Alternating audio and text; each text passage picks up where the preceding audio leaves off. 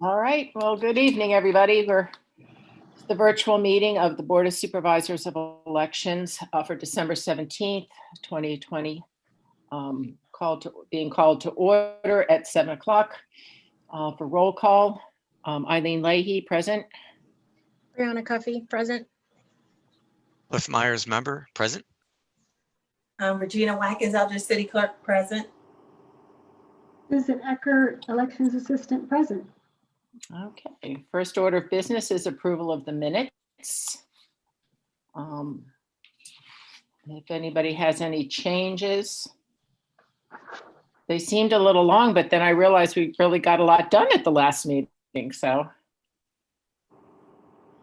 I did not note anything to modify on them. Did anybody else?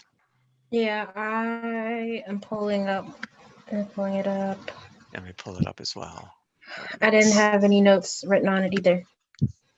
Okay, and I had already submitted mine, so my edits are already on They're there. in there. Okay.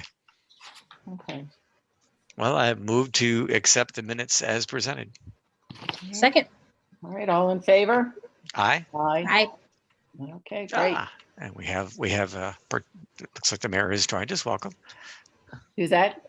Oh, there's the mayor. I've been in the waiting room.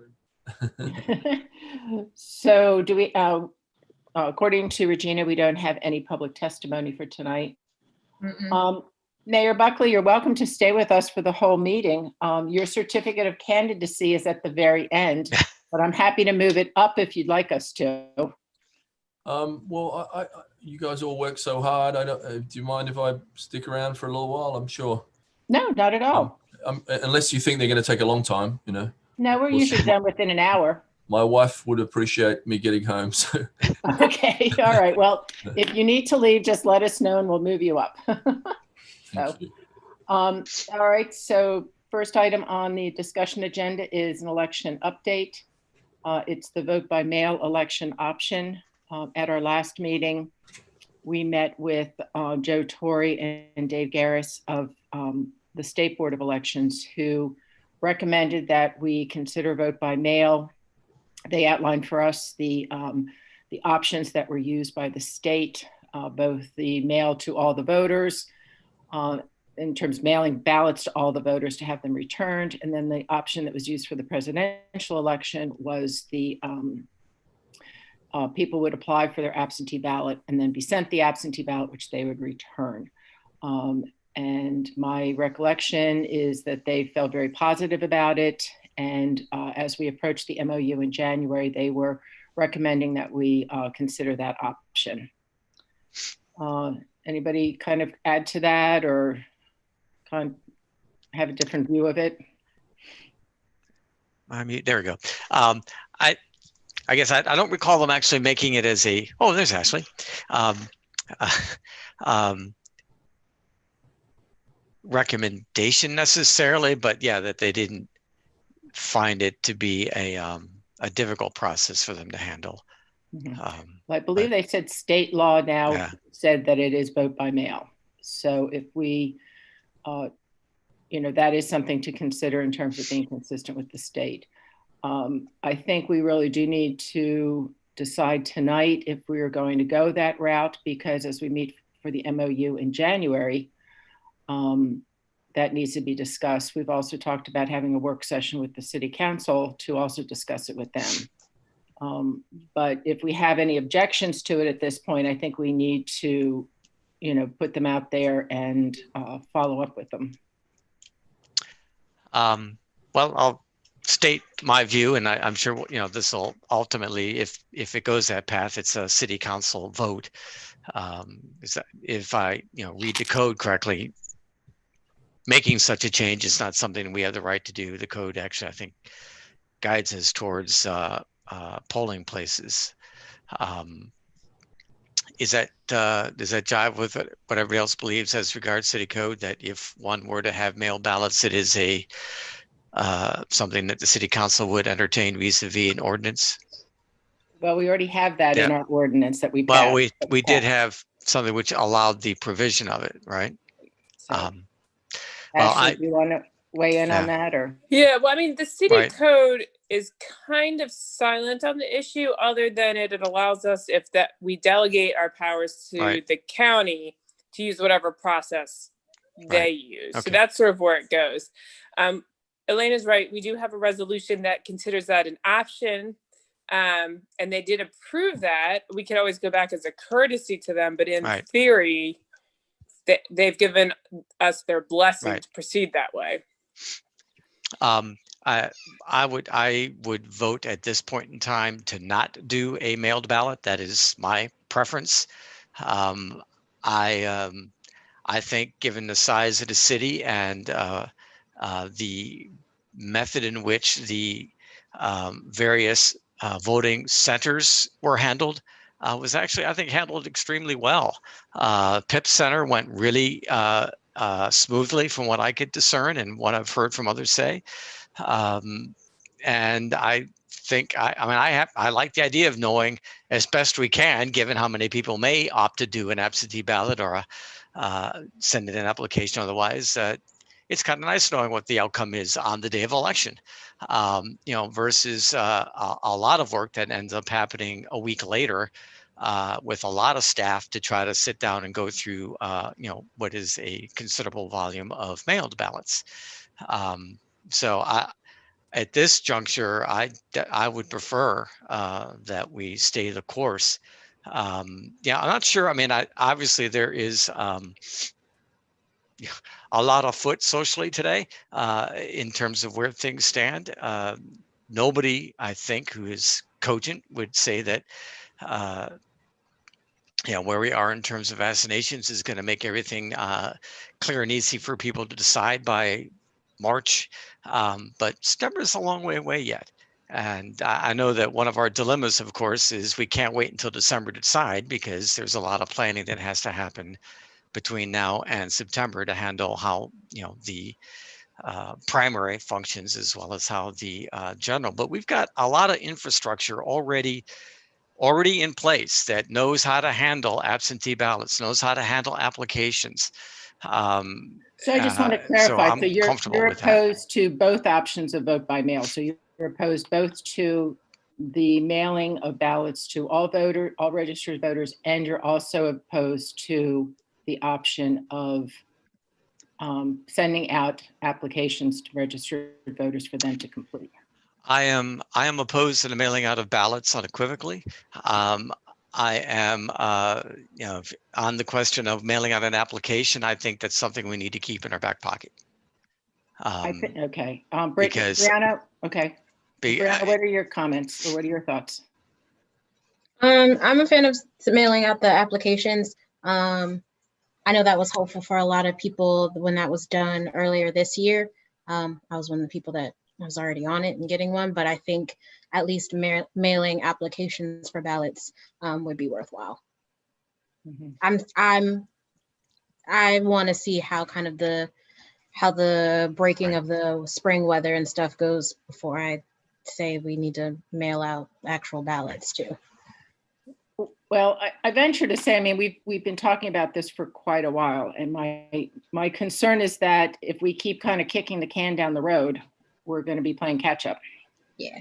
And I'm working from the framework that this was just implemented in the past year. It is now part of state law, state elections law.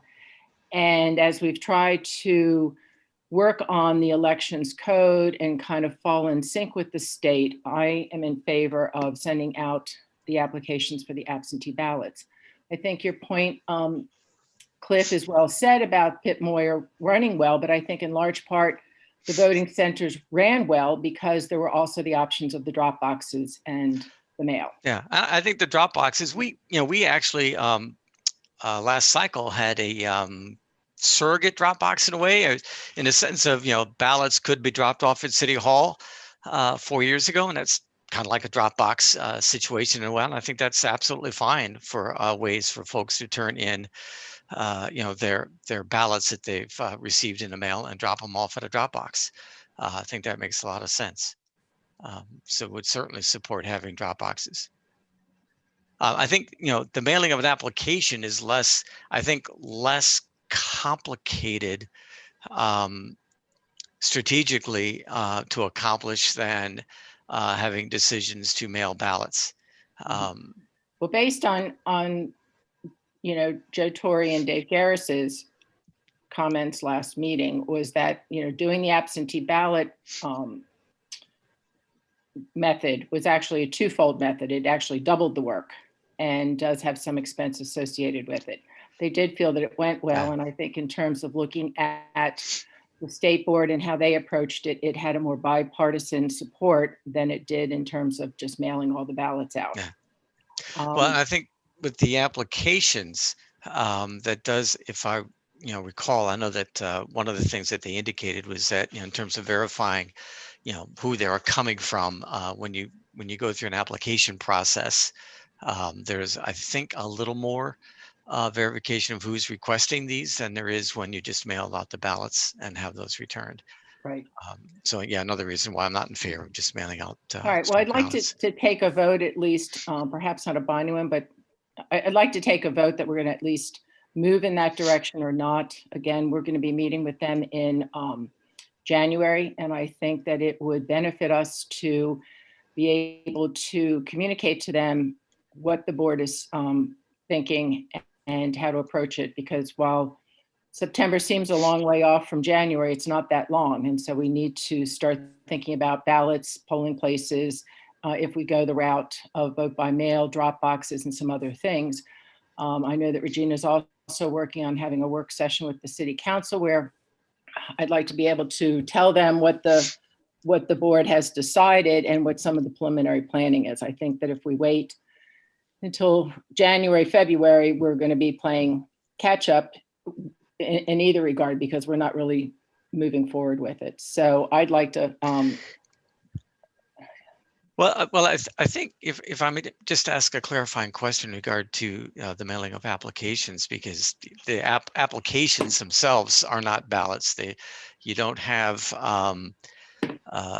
any specific information on them in regard to the candidates or anything else at that point. So again, my sense is that the mailing of the application itself, outside of providing a form and a mail list of voters to an entity to mail those, it doesn't strike me as being again, it just doesn't strike me as being complicated. I'd grant and agree that if the decision were to do ballots, that does require, I think, a little more preparation in advance on what you're going to do with that. But the application itself, if that were to be the case, and we, I think that's something that could be open unless the concern is, I don't know, from a citizenry perspective, if there's any fear of the unknown, how are we going to vote? We're going to vote in person. I think we're going to have in person, and I think that's maybe a valid point to raise as well. That I think finding a way to still have in person is a message out to the voters of the city that there will be in person voting. The question is it how is it supplemented, and is it necessary to supplement it by the mailing to all voters of an application, or not mailing to all voters of an application, and allowing them to contact us as they would normally do if they wanted to vote otherwise. Okay, well, I'd like to get a motion on the floor as far as are we going to move in the direction of mailing out ballots to all registered voters would be one option. The second option would be sending out absentee applications to all registered voters. Or the third option would be just continue with our current vote in person with, the current way that we're doing it, or let me say, the way that it was done in 2017. Well, I'll make the first motion, which is I would move that the board propose that we not mail ballots for the 2021 primary and general election. Could we put it in a positive? Sorry, I'm just saying it might be easier. I didn't mean to make it. Sorry. In a positive, I didn't. But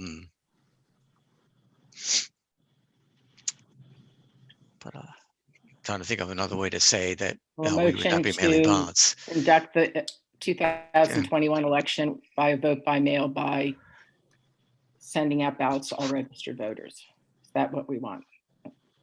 I can't make the motion. I'm just, No. Well, then I would suggest that somebody else make that motion, because I'm not going to make a motion that suggests that we do mail-in ballots, that we do Okay. mail-in ballots. I'm just, you can do the negative. I just find the negatives sometimes more confusing. So, Yeah, I know. Yeah, sometimes the double statements and negatives can be confusing. Brianna, can you make a motion to start? We'll do 3 motions. I don't know if she's off now. Oops. Sorry, no, I'm here. Had to, yeah.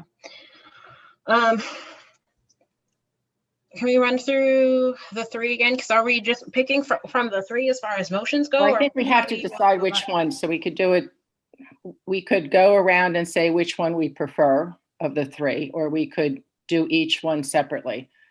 I don't know if, Ashley, if you think there's a better way to do it. I'm just thinking it has to be an emotion. So if we did one with whoever, yay or nay in terms of vote by mailing ballots to all registered voters versus mailing absentee ballot applications to all registered voters, or the third option would be conduct the elections as we did in 2017 in person. I feel like we're all on the same page of not being opposed to mailing applications. Or did I miss something? I'm nuanced on that. I'm not opposed to that. I don't know whether or not that decision has to be made today, because I don't believe that process is complicated, and I'd be willing to be told I'm completely haywire and wrong on that. That, pending how things proceed over the next few months, it may indeed not be necessary at all to have the city mail out applications to everybody. There will indeed be a point in time where that has to be, decided, that despite everything, there is enough of the citizenry that remains fearful of going out in public or being in a confined space, and that for that reason, in order to have folks feeling comfortable and desiring to vote, that we would mail applications out. I don't know if we're at that juncture in terms of where that's going to be, and I don't know what that date is. I think to have to pivot in the spring, and if we do go this direction, we are then playing catch up in terms of outreach to the public, communicating to the visitors, looking at polling sites. I really believe that we need to. I don't see how that affects polling sites. I'm sorry. I think we still proceed along our path. It's going to be an in-person approach. The only question is whether or not it is augmented in some fashion by the mailing of applications, not the ballots. So there's still in-person voting, and you can have ballot boxes where they can drop those off. Right, but there's also discussion as far as, are we going to have 16 polling places? Are we going to have 8? Are we going to have 4? Well, I think that's a different conversation. It hinges on how we are going to conduct this. This is how we I really do think that's a separate conversation. You have how are we going to have ballots ultimately in front of consumers, customers, citizens, voters, by being there in person, and do we augment that by the mailing out of applications if we deem that will be helpful, if the concern continues into the summer months? And then separate from that is the idea of voting centers a logical approach for us to take regardless. I would suggest that regardless of what we're going to do, or if you put aside the pandemic, that the voting centers, I think, are a wonderful concept and idea, and proved that multiple voting styles, ballot styles, can be handled and managed in central locations. And so I think those are 2 different questions. You could have all 16, or you could have 6 voting centers. I beg to differ, because I feel that there is to be planning, and most of this has to be in place pretty much by July. Doesn't and the also- number of voting centers kind of depend on what we anticipate for mail volume or drop-off volume? Exactly. And also, we're talking about election judges. This is not just about COVID. This is also about the Well, that's why I like difficulty. voting centers, because you need fewer judges. Well, city code says right now that you have to have some sort of polling in each ward. Okay, so the polling center, I agree, worked well, but I believe it also worked well because there was a lot of other options that were available, such as drop boxes and all. Again, I think we're veering a little bit.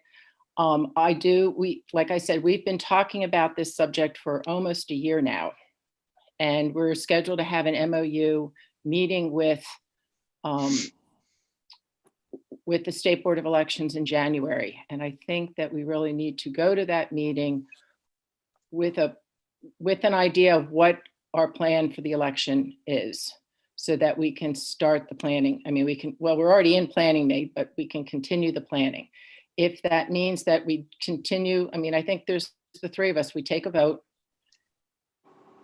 and we just have to move, because we do need to communicate it to the voters. We need to, whatever option is picked, we need to communicate it to the voters, to the aldermen, to the mayor, and get some outreach done and get some communications done.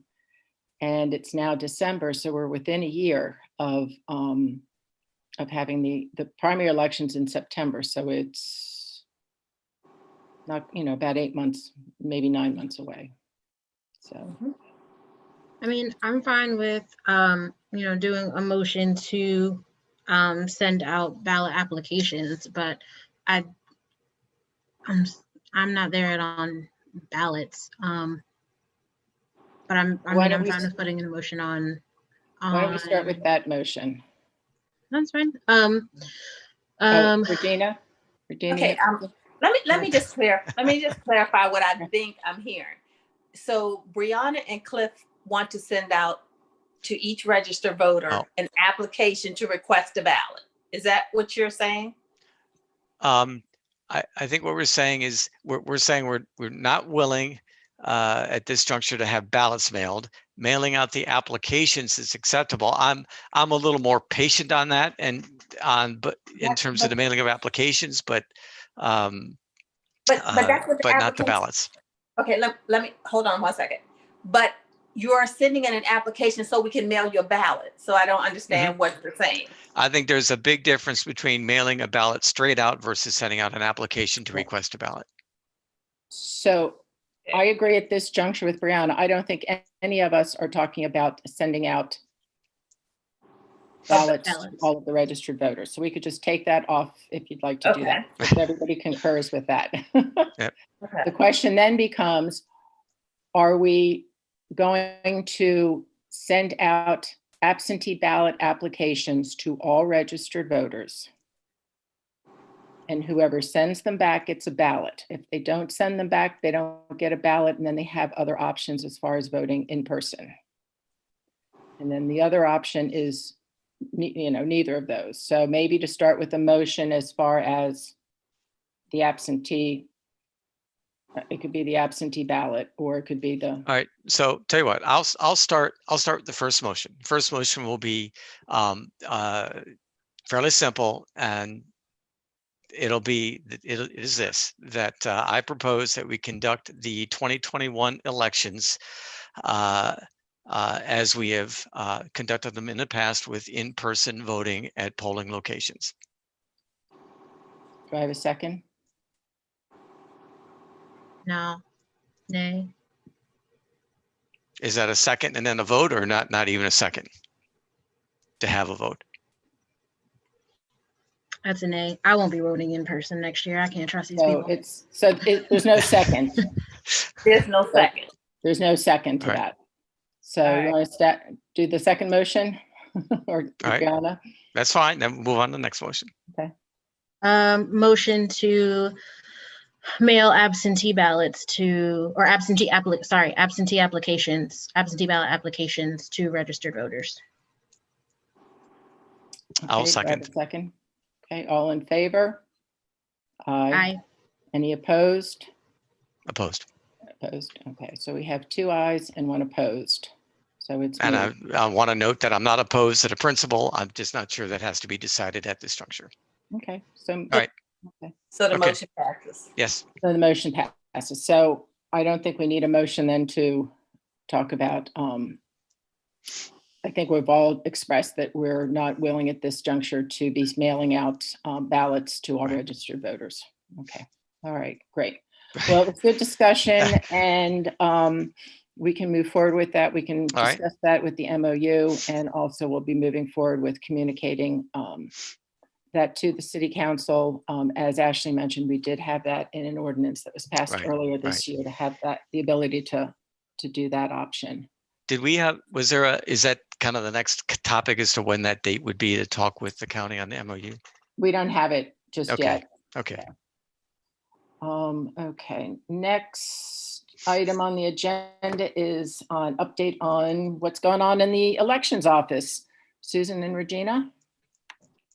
There's some doors leaning against the wall in there. Yeah, there have been a lot of activity in the last couple of days with them bringing in stuff and taking out Stuff, stuff. and we'll see when we get back after Christmas. She needs some more Santa elves over there to help Right. get everything in place. Yeah. Susan, are you getting more phone calls, or what's nothing right now? I know you've been working on a number of. I've been primarily working on getting all of our forms kind of updated, and just handling inquiries as they come in, and the handbook, the candidate handbook, which, Brianna, did you receive that? I emailed it to you. I had opened it up on my phone, which was a poor decision because I realized how long it was. And so when I opened it up on my computer, I had started doing some notes, and I'm going to finish them up and send them back to you tomorrow. Okay, it's really very dense right now. That's why I didn't give you I didn't put out a copy, because essentially what I've done is copied sections of the code and dropped it into the handbook. Now it's going through and like, okay, how do I distill all this legal language down into something that's concrete for a candidate, what they really need to know? And so that's a kind of a big process, and that's where I'm at for the most part. And I've got Gina's list of things that she wants to see in it, so I'm going through that. I've got most of those things in there, but it's just really, for me, I think it's really tightening it up and making it user-friendly. Okay. Mayor Buckley, just for your information, one of the things that we took away from the last election was maybe to do some training with both former candidates and new candidates to have an understanding of city code. And hopefully that will help clarify some things for the candidates, and also cut down on calls and and sending back of things. And so Susan has been working hard on a lot of the forms and also putting together that training manual. So great. Since we're talking about the election office, unless anyone opposes, this is a point at which we could move the certificate of candidacy up, which would give the mayor the option. Of course, he's welcome to stay, but if he needs to leave, we can at least get that done before the end of the meeting. Regina, do you want to talk about the certificate? You had gotten it and reviewed it. Yes, I did. I reviewed it based on the checklist we have in the office, and I found the mayor's application to be a candidate for the 2021 municipal election complete, and there were no issues. We have everything. He took care of all of the things. He paid his fees, and he's good. Okay, and all campaign fund reports I know are up to date and in compliance. So thank you for that, Mr. Mayor. So if I could have a motion to go ahead and certify the certificate of candidacy of Mayor Gavin Buckley. I move to accept the certificate of candidacy for Mayor Buckley. Second. Okay, all in favor? Aye. Aye. Any opposed? All right, so moved. All right. Can I say a couple of words? Absolutely. First of all, I want to say how nice Regina and Sue's Christmas trees look. They look so pretty. And I want to tell you, I watch a lot of news, and I watch the news every night, too much news. And I'm just so grateful to have people like you in office, and to be living in Maryland and in this county and in this city, because it has been appalling how people have been treated through this process. And it just makes you feel grateful that you live in this place, and that we were forward thinking enough to deliver our results on the day, because you planned and you evolved and all those sorts of things. I feel like I've come a long way. The first time I met you guys, I felt like I was going to the principal's office, and I was very intimidated. So I've learned a lot. I'm a lot smarter than when I started. Or I know a lot more than when I started. But I do feel like you can't get the job done in one term. And we've had an ambitious agenda. And I campaigned as a change agent, and I said I would be trying to do new things. Some of them have worked and some of them haven't. And I learned from those mistakes. But I feel like we are, we're heading in a good direction. So thank you for supporting that. Thank you for voting, give me a chance to run again. I'm sure that you're not allowed to look at my campaign video or they put you in prison. But if you can look at it, it speaks to what we're trying to do. So thank you all for giving me a chance. All right. Well, thank you. Well, thank you. Thanks for listening into the meeting this evening. And you're welcome to stay. I just thought right. Maybe make your wife happy if you need to leave. So it's the least I could do to give you 30 minutes, but my wife will be really happy if I can get home 30 minutes. Right. Thank you all. Thank you. A couple of things just for the that pertains to the office update I wanted to mention was, Regina, can we have the elections at some point moved to the homepage? You still? Oh yeah, it's a link to get to it. You're on mute. On mute.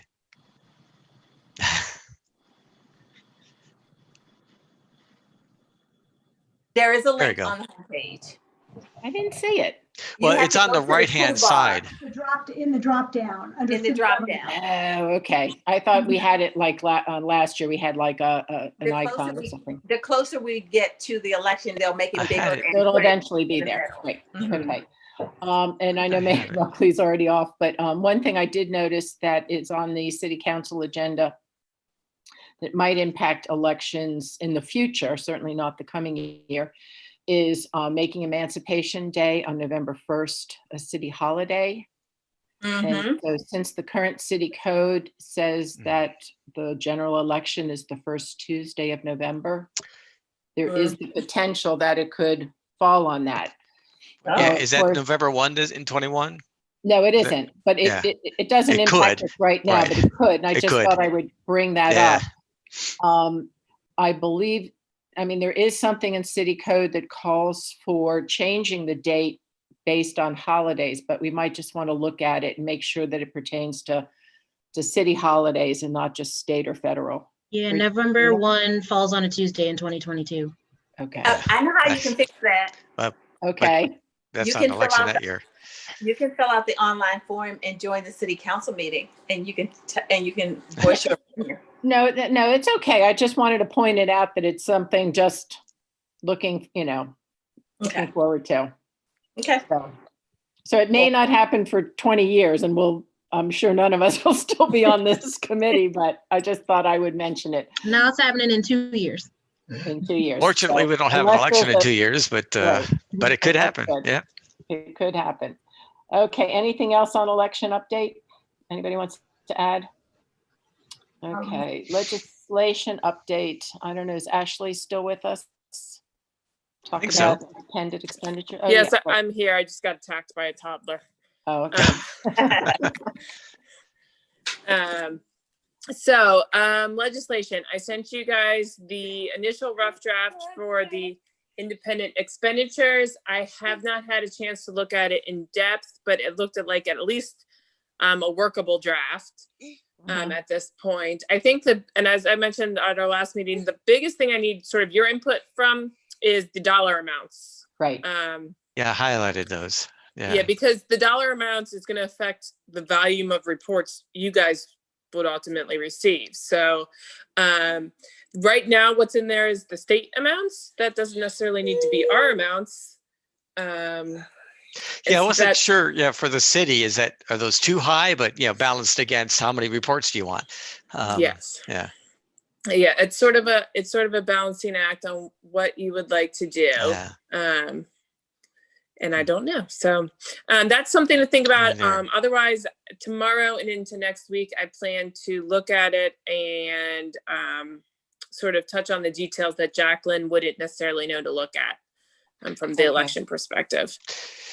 So yeah, it wasn't clear to me if the amount triggered more reports, or if we lowered it, did that mean more reports or less reports? Lower, probably more. That's what I thought. In theory. So I don't know. The aggregate for mayor is 2,500. 2,500. So yeah. Does this mean that if somebody did 5,000 as an independent expenditure, can they do that based on what the other code says? That is something I'd have to look at, because that's stuff I haven't fully vetted yet. I was thinking 2,500 as an amount, regardless. Just that's the mayoral amount. I mean, I think if you get down to 1,000, it's probably getting kind of low for this. But yeah, I don't have a good sense of a good number. The purpose of this is really to get disclosure of these expenses and not necessarily say yay or nay to them, but just find out about them. More than anything. I mean, I'll keep it in my mind that we might want to match it up with the other dollar amount limits we have in there, just for consistency and ease of. I mean, if they're all the same dollar amount, it'd also make it easier for everybody to sort of remember. Right. So 1,000 automatic, 2,500 mayoral. Yes. That's what they're doing. Realistically, the types of things that this covers is going to cost more than $2,500. Yes. I mean, the example that we had in the last election was the postcards that were sent out for one of the mayoral candidates that I think ended up being $6,000 and showed up on a campaign fund report. Again, there may have been others that we didn't know about. So I think we have to keep that in mind as far as, maybe 5,000 is okay, because that'll capture the big stuff, not the little stuff as much. But again, if we could have a little bit more feedback, that would be helpful.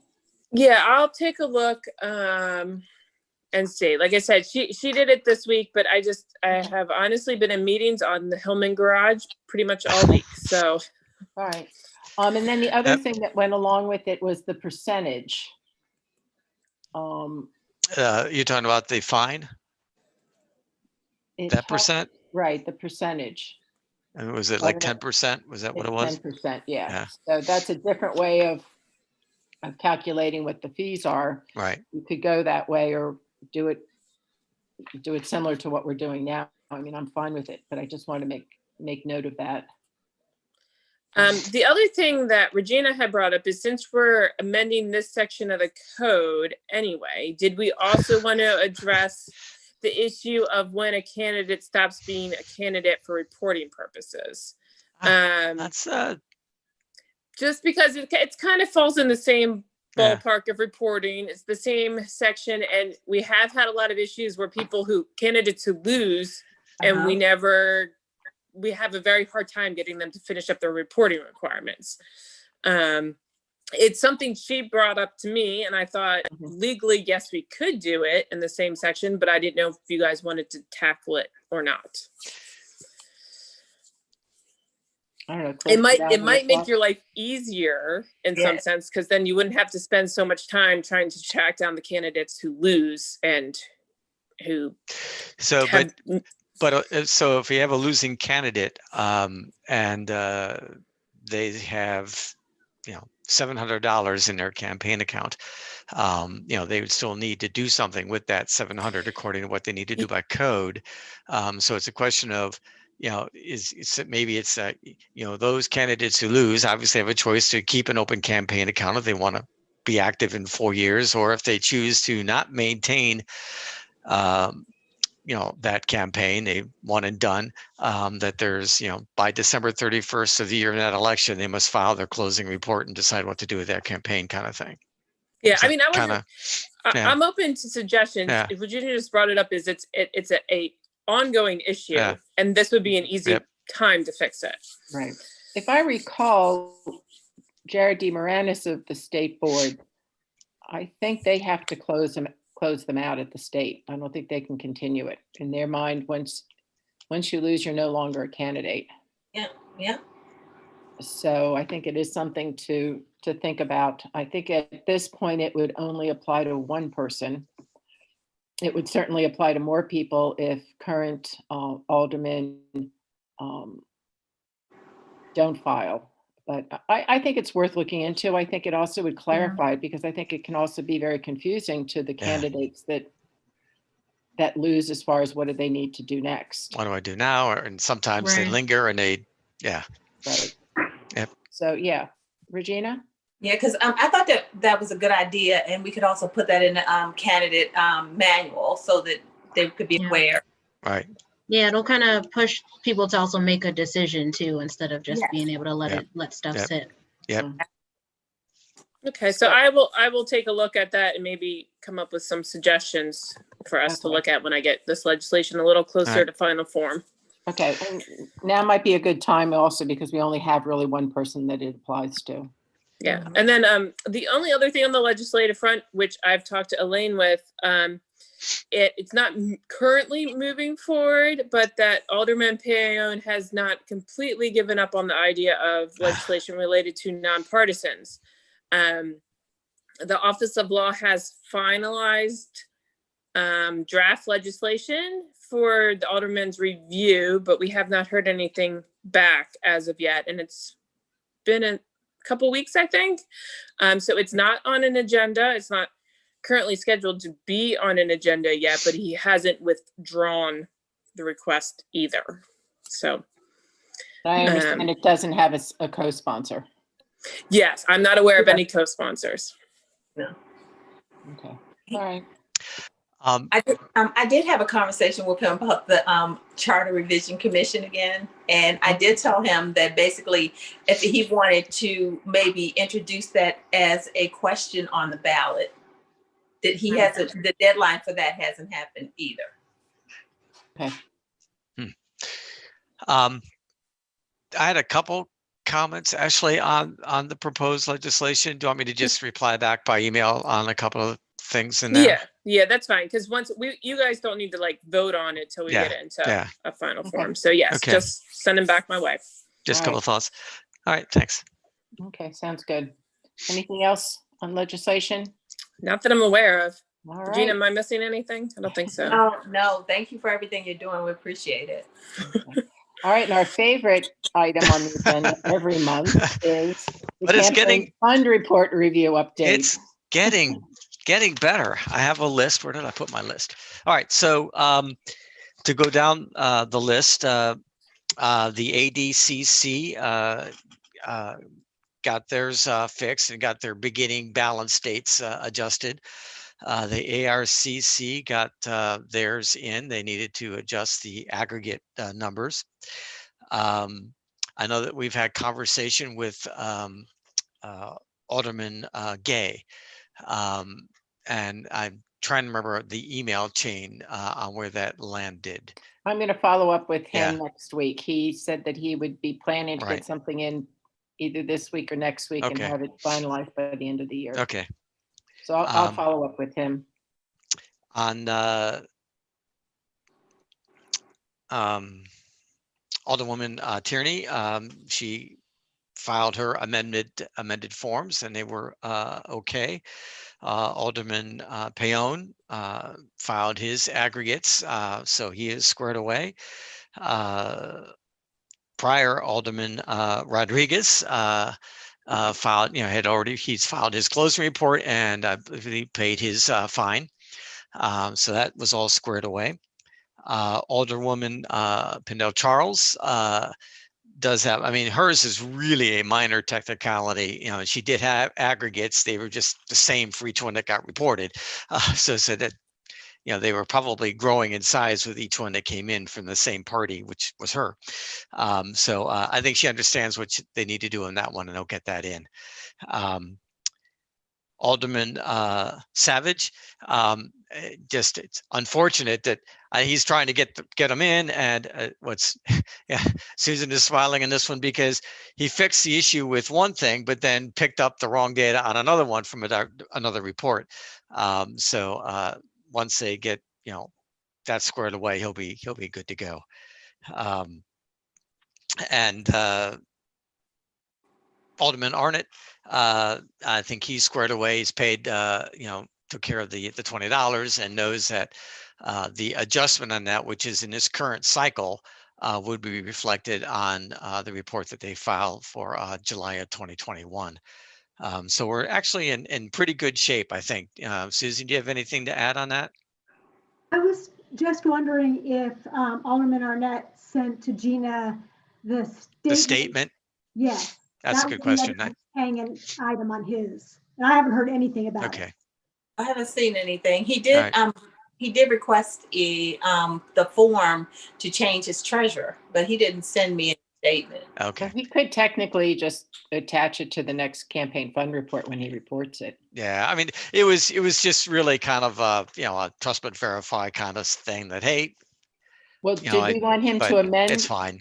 Did we want him to amend? No, because the correction on this is really a payment of the $20 to the campaign, which is taking place during this current cycle. So it really wouldn't be, and I don't think it would make sense to amend the prior report, but his future report should reflect now that there's a $20 payment being made to the campaign. It might behoove him, since this is public knowledge, that he have a statement and that's clarified so that it's at least attached to his current report. Which is, right, kind of somewhat the Regina? logic behind asking for a statement. Yeah, Regina?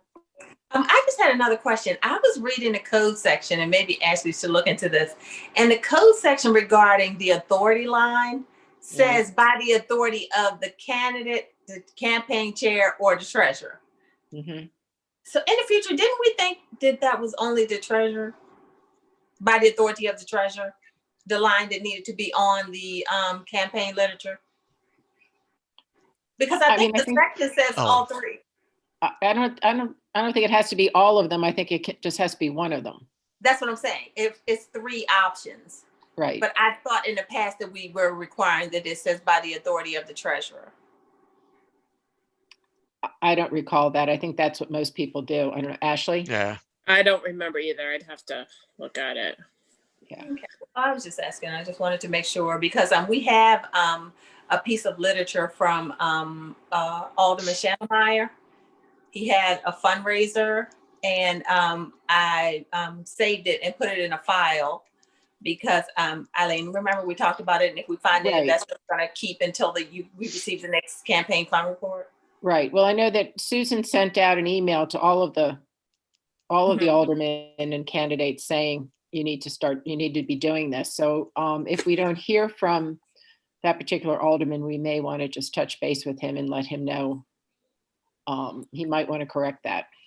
Okay, so I have another question. So if we have a person who is going to run, but they have not submitted their paperwork yet, and they're doing fundraisers, that is still information required to be provided once they submit their first report, right?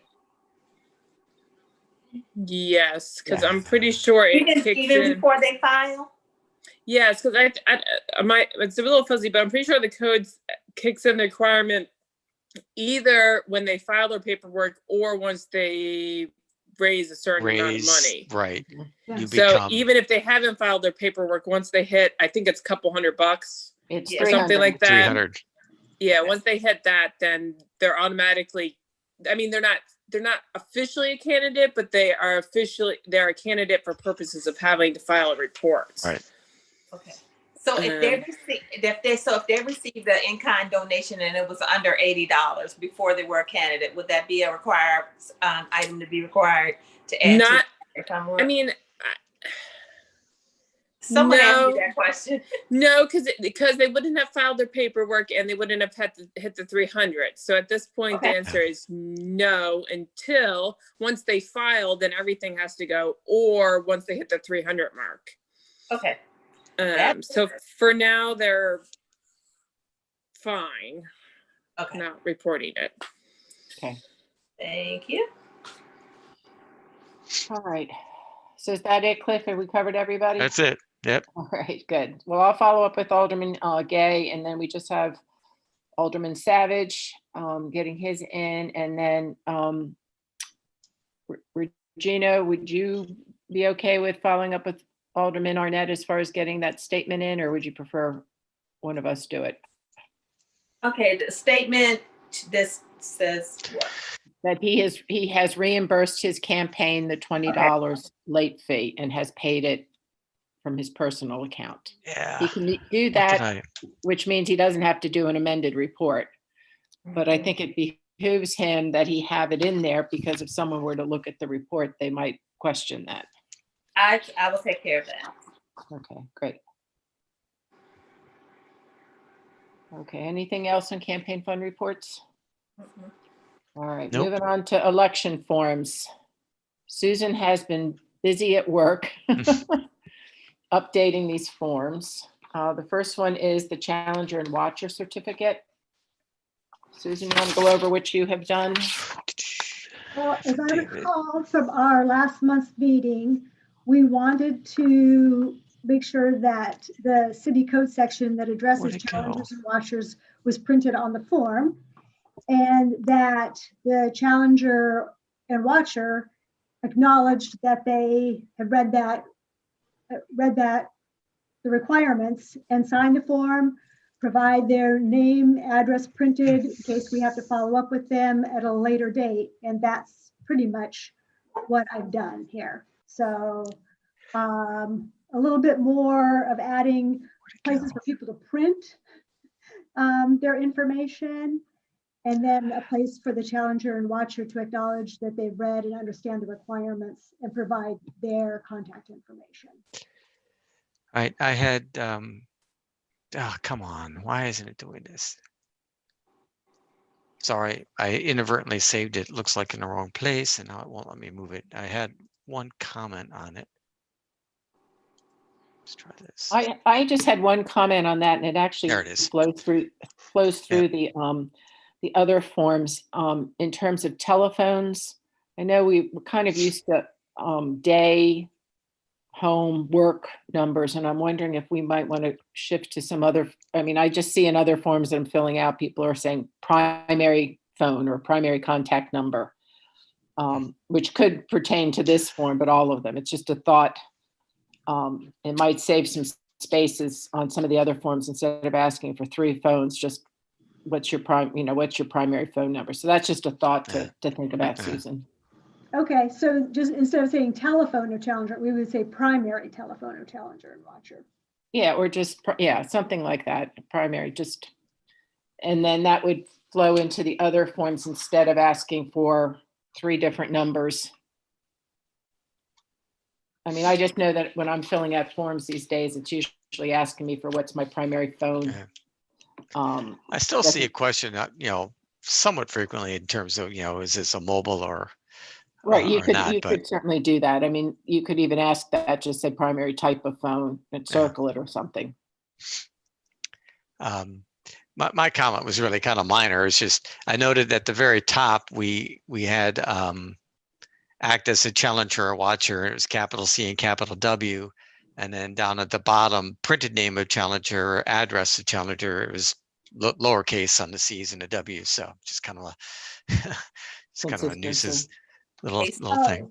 Well, the challengers and watchers that's the title of the document. That's why that's capital. That's why you capital there versus down below. That makes sense. Okay. Yes. That's true. And I actually, hearkening back to our opening conversation, well, golly day, if we actually did have centers of voting as opposed to ones located in the wards, how does that affect, how challengers and watchers work? Yeah, it occurred to me late today. I'm not sure how the county dealt with this, in the recent elections, that if you had a voting location and you could have somebody from Ward 2, Ward 7, and Ward 8 all show up in one location, how does a watcher do that if they're doing it for, the candidate in Ward 2 and they're, so just kind of I don't think it really changes the form at all, but it's just kind of a nuanced kind of thought. Well, I mean, I think it's a question maybe to ask Joe and Dave in terms of how they handle it. I didn't vote in person at Pitt Moyer, so I don't know if they funnel people to different tables. So if you're in Ward 2, you're at this end or whatever, but that's certainly something we can ask. I went to Pip to vote, and gosh, I'm just too darn old. I don't even remember. I walked in, stood in line, and they just, they narrowed it down to which precinct you're in, or I mean, which because it was a much larger election, which ballot style I needed. But yeah, I don't remember there being anything more guided than that. All right. Well, one of the things we did talk about, and one of the challenges of a polling center is we're going to have eight different ballots. Yeah, which when you have a polling center for the presidential, we didn't have that. They had one ballot for everybody. They had one ballot, and of course. But but they had a lot of ballot styles. You said they had, some of these places had to have scores of them because of different things on the ballot depending upon where you lived. Okay. Well, that's a good question for planning purposes that we can ask them. Regina? Anyway. Well, you only have a lot of ballot styles for the primary election. For the general election, you only have 2. Yep. Right. Yep. Per ward. Yeah. But you still have them for the ward. Right. So. All right. Any other comments about this? I think it looks nice and clean, Susan. Yeah, I like it. And to just go ahead and make those changes around the telephone number, primary and type, and post it. Is that? Yes. Come back again. If it's okay with Regina. Good job. All right, then the next one on our list is the certificate of candidacy affidavit. And I guess, talk about feeling like I'm getting old. I was trying to go back to our discussion in September when we brought this up. Did we not talk about, did I lose myself? Oh, you're still there. No, you're here. Did, yes, you did now. It's gone. Oh, you're back on mute. All right, got me, see me, can hear me? Yep. I thought in September when we were talking about it, didn't we talk about doing away with the affidavit? No. Then last month we talked about needing, I forgot what the discussion was. Regina? I think you kind of wanted the affidavit added to the certificate of candidacy, and then to have an additional one, in case along the way somebody meets the changed it. Right. All right. That makes sense. Okay. Right. So you had this one where they're saying I do or do not right there, and it's a mandatory part of this form. But if there's a change, there's a separate form to be able to do that. Okay. Sorry, that was kind of a waste of breath. Regina already said that. And we don't really need the other contact information on the addendum because we would have it on the certificate of candidacy, correct? Yeah. Okay. Right. Yeah. Okay. All right. So that one looks okay. Yeah. All right. Going on to the Like certificate of candidacy form. I already mentioned, I don't know, Cliff and Brianna, do you have any comments? I don't think I had any comments on this. I was kind of marking them in red, but I don't have anything on it. Okay, I just had a couple of questions, and again, I should have maybe looked at this. Under the statement of organization, there's political committee, partisan organization supporting a candidate, and then there's political committee, partisan organization supporting candidates. And then below that, it's supporting just candidates, plural, but not singular. And then the fourth one's okay. I just was wondering, do we need to separate the first two, and do we need to add a singular for the Slater ticket? So if someone is a Slater ticket supporting just one candidate, I mean, I don't know, does it make a difference if it's one candidate versus multiple candidates? That's a good point. I don't know why we couldn't say supporting, a candidate / candidates. I don't know if there's what's trying to be pulled out by having the first two separate. Yeah, I mean, I guess the slate is candidates, is a plural. Yeah. But Virginia? But you couldn't put all the information on a slate on this form if it was more than one person. All right, I mean, it was just a question. We Yeah. can leave it No, as no, it is. I'm just saying we wouldn't be able to contain all that information on this form. So I'm trying to figure out why it's on there. I mean, we've never had a slate Mhm. in the city that Right. I can recall since 2004. So, I mean, and even if we did, the application would have to be amended some type of way to contain the information needed for the slate. Well, I right? mean, I think they're really talking about political action committees. Well, they might be talking about like the central committee. Yeah. I thought Well, a slate was like if you pick a judge and this judge, this judge, and Right. you vote for all of them together. Right. Yeah. Well, I'm a little hesitant to take it out because we don't understand It's it been as there opposed We don't to- know what it is. It's been there. And it's I'd rather probably have never it been there and not picked. need it than Yeah. to pull it out and find out we should have kept Yeah. it there. So let's just leave it then. Okay. And then the only other thing I was asking, it says, will this continue from year to year? I didn't know what that meant. This is after that section of the name of organization. I assumed that was like, are you going to actively contribute to campaigns? You know, are you only going to kind of like if you're only going to donate during, you know, one cycle or what have you, like they're not going to contribute again in the next Right. Well, is that- filing like section. Yeah. So is that question? I mean, it's interesting. Is that question intended to be part of the above section statement of organization? Is it general that's directed to anybody who's a candidate, which wouldn't don't really know. make sense?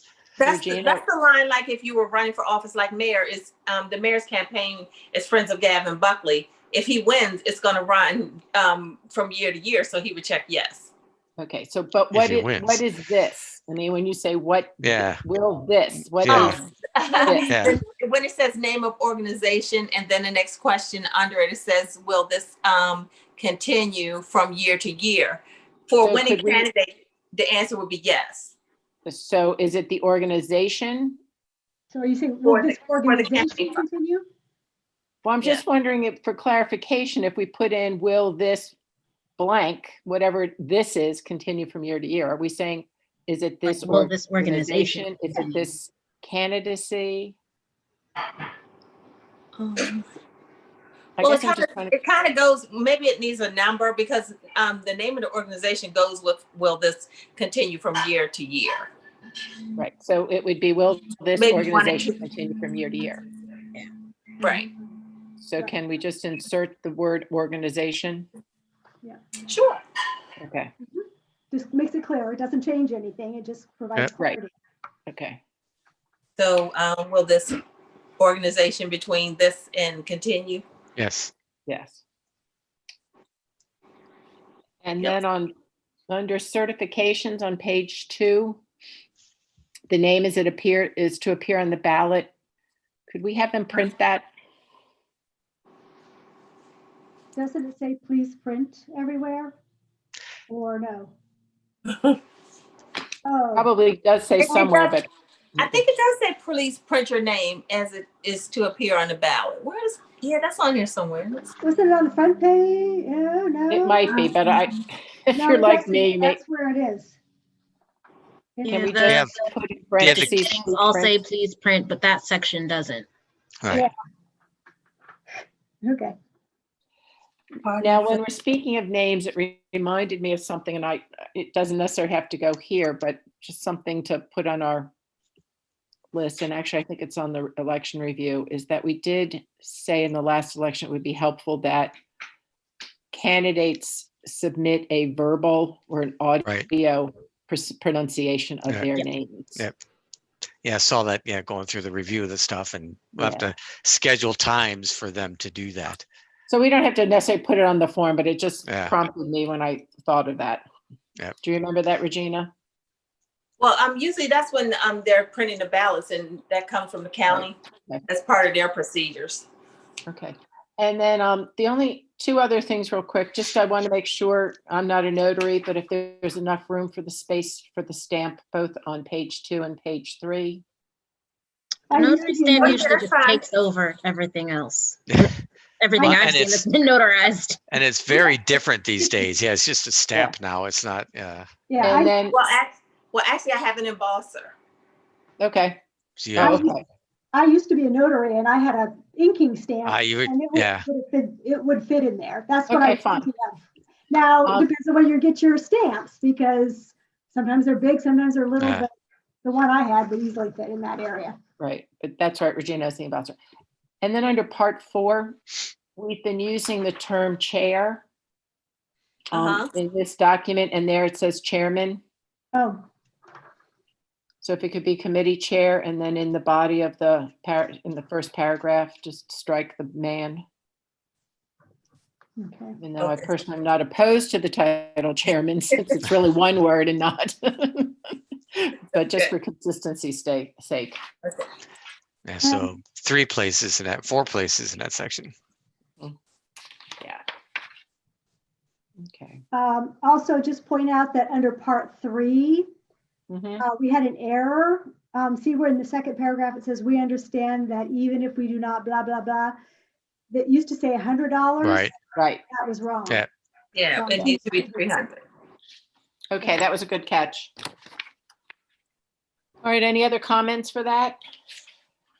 Anything on the addendum that needs to be changed? No, I just wanted you guys to be aware that the candidates who have already submitted their paperwork, their forms are the forms that we actually had pre-approved.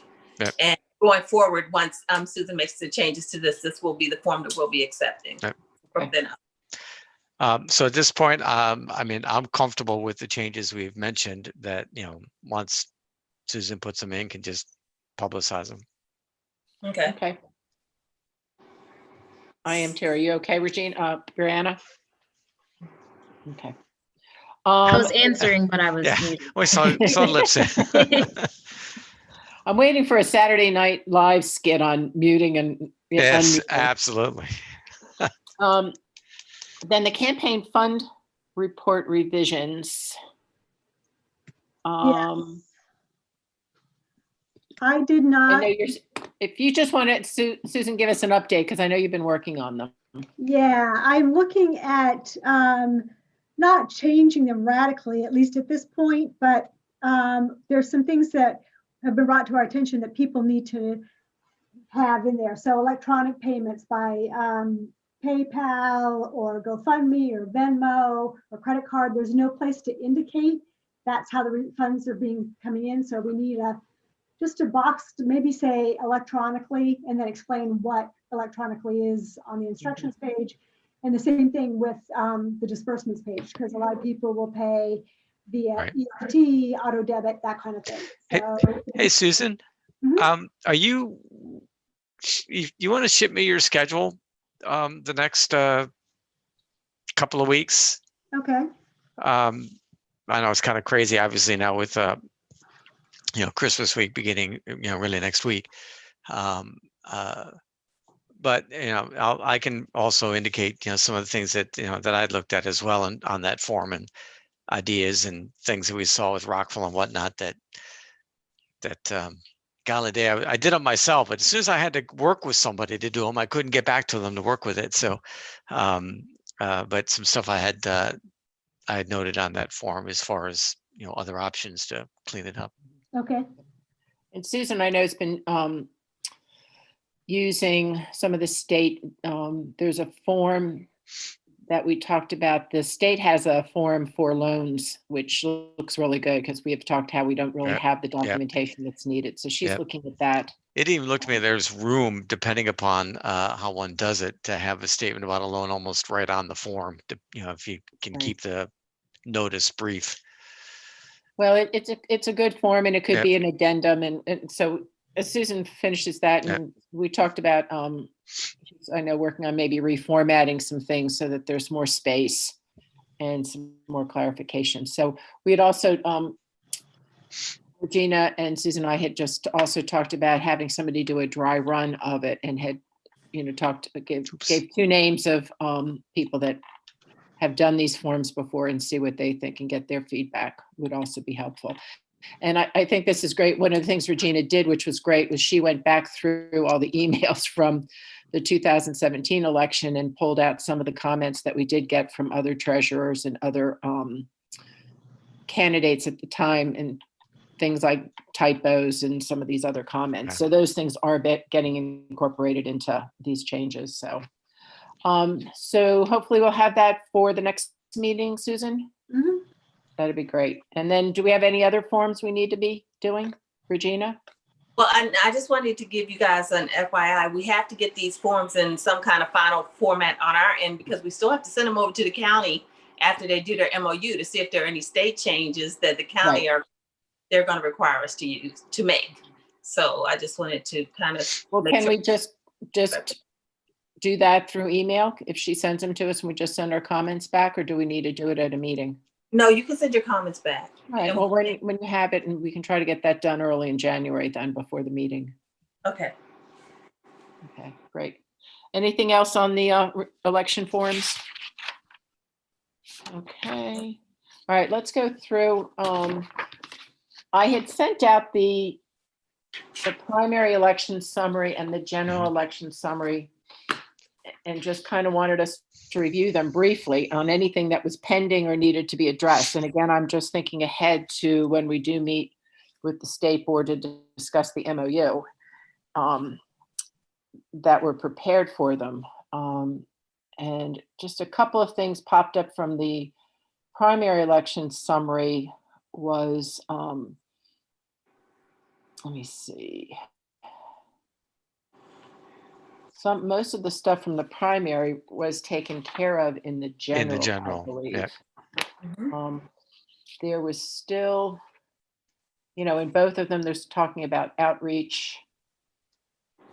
And one of the things that showed up in the primary, and I think it was still in the general election, was the voter registration and polling place lookup. And I think we talked about that in a previous meeting. And I don't know if we've already talked with Ina or talked with anybody at MIT to make sure that that gets up and running. I had a conversation with Sean Wampler, takes care of that. Oh, okay. Yeah, she said she was in the middle of a project, but she is looking at it. And she says it's in a really good place. We just need to wait until we receive the updated data from the county. Okay. Because I think initially we thought it would be on the Glen Burnie site. And so we have it on our site, and I think it worked out pretty well when it was up and running. Okay. Cliff, did you have anything from the primary? Well, I was just going to say in regard to that, that lookup, I think it makes a lot of sense for it, of course, to be on the Annapolis website, targeting that. But I wonder whether or not,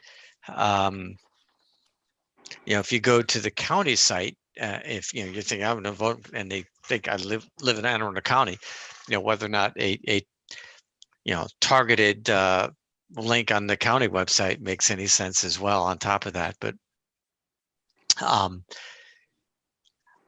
at the time they seemed very hesitant to do it. Yes. I recall.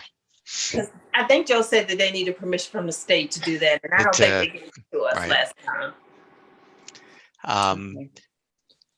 When I don't think I made any comments on the scroll through the primary. I just had a couple of comments on the scroll through the general.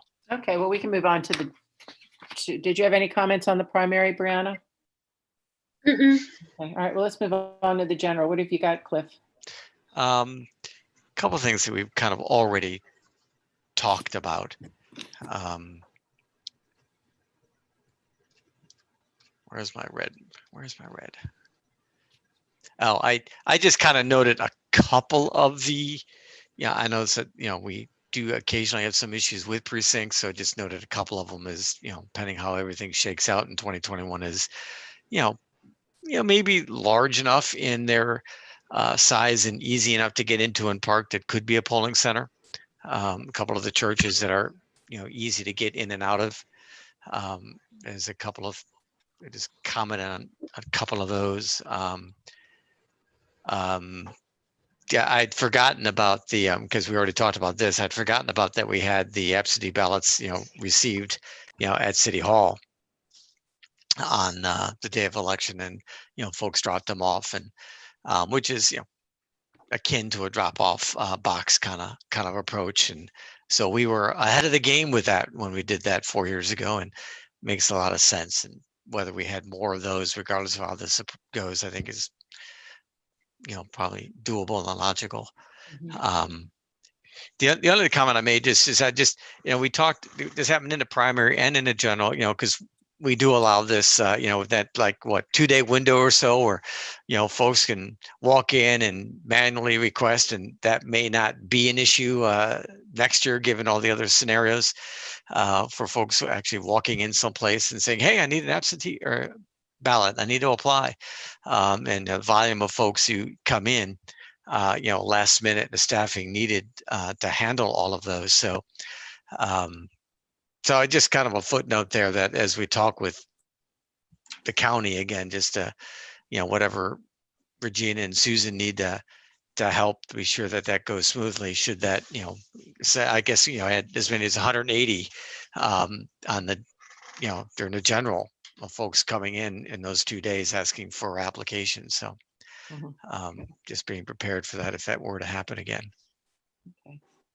And interesting, love, I reading the comments again, just being reminded that, the election is just a couple of days away. You really want us to mail this to you? Yes, mail it. It's like, right. Well, we can talk about signage. Yep. That'll be part of it. Yeah. One of the other logistics on page 1 of that Regina, I was wondering if you could follow up on is, and I think this came about from, I remember we met with someone from the finance, I think it was from the finance department, about having a payroll. It recommends the columns be added to separate primary and general elections. They did make that, right. If we just want to just give, finance a heads up and say, hey, this is happening in September and November. So if there are so many changes you want to make at your side, go ahead and do them. And if they need any input from us, let us know. The mayor did send a letter to the county executive to ask him to waive the fees for the cost of the 21 election. So we kind of need to see how all this stuff shakes out. Because it would be nice if they paid the judges. Well, that's not going to, that wasn't even in the last MOU. We paid the judges. So I'm just responding to what finance had asked us to do last time. So, I don't anticipate that happening. And then again, there was I had a comment in here and I don't recall, Cliff, you may recall, there was talk about using iPads to expedite registration and application check-in. Does anybody remember that? That had to do with the absentee voting. I guess when, actually, Regina, you were more involved in that. I guess somebody was using an iPad to look up the registration. Is that those 2 days for the emergency ballots? Is that what that was targeting? Yeah, that's when the county staff was located in our office. Okay.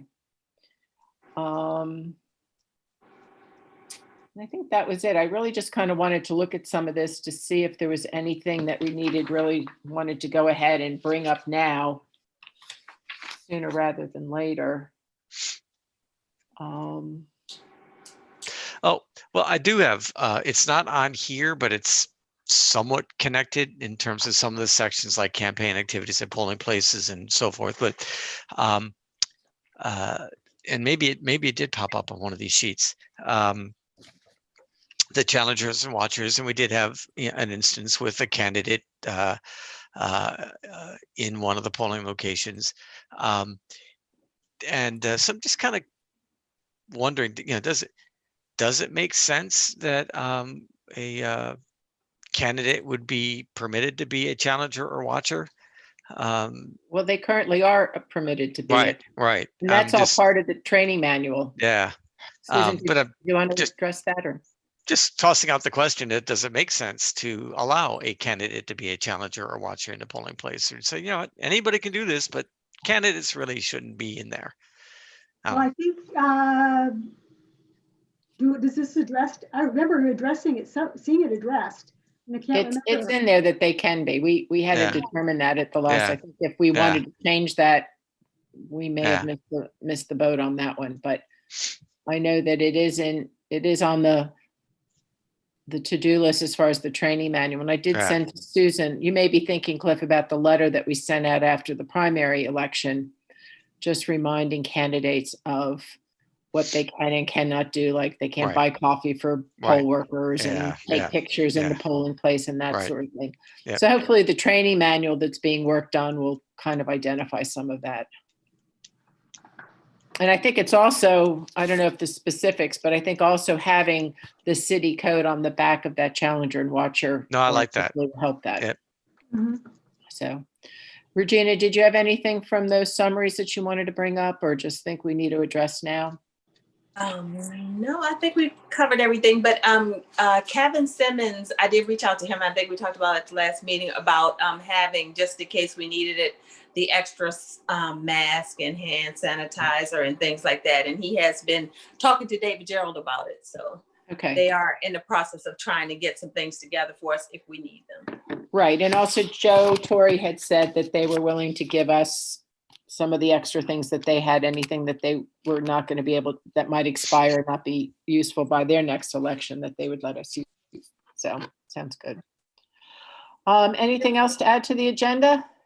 Do we need an emergency evacuation plan for the election day? I don't know. Kevin asked me that. And he asked me if you guys did request it, would you want him to assist with the training? So an emergency evacuation from where? From where, if we have the polling precincts like we've had in the past, and suppose we had a 9/11 situation, what do we do?